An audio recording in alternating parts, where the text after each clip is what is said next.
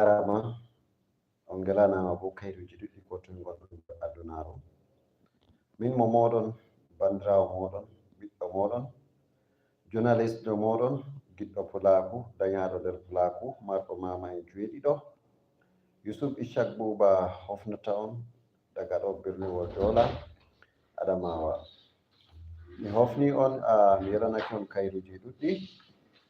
ko toye gonɗon ha wakkatire nde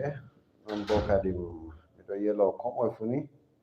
no jamo ha nyalomare nde hande. Mi wi accu mi waɗa wolde video rammungel ngam mi hofna leñol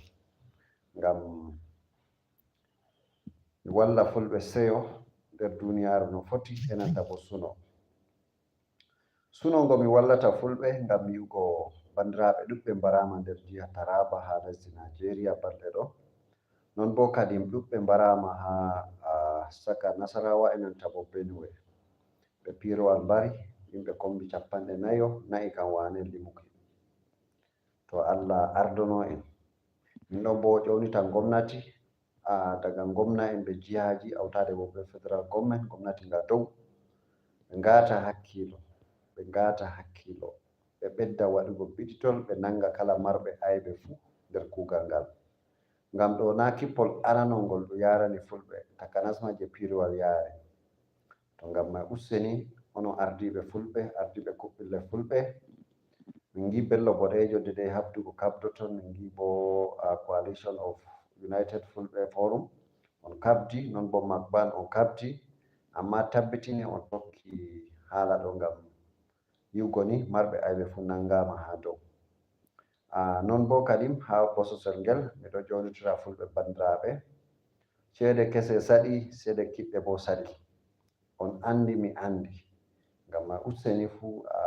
ba balɗe ɗe seɗɗa ɗe ɓe ɓeddi ɗo kala marɗo seede kese fu naftoroɗe bano hani o aadinoje o waɗa economy majje o naftoroɗe seɗɗa seɗɗa haɗe jottinamo non bo kadi marɗo kiɗɗe bo yawna ya ɗaɓɓita maɓɓita account ha banki ngam yara ɗe ya resaɗe to non bo kadim ha wakkatiyel ngel mi wiyata on tokkoɓe min ha fulfulde TV ko Pulaku TV kadi tokkoɓe fulfulde films ji amin ɗi min gaɗani inde suno min ɗo tasko waddango hunde wonde welde maunde tamminde jangingo famtingo enanta bo finditingo leñol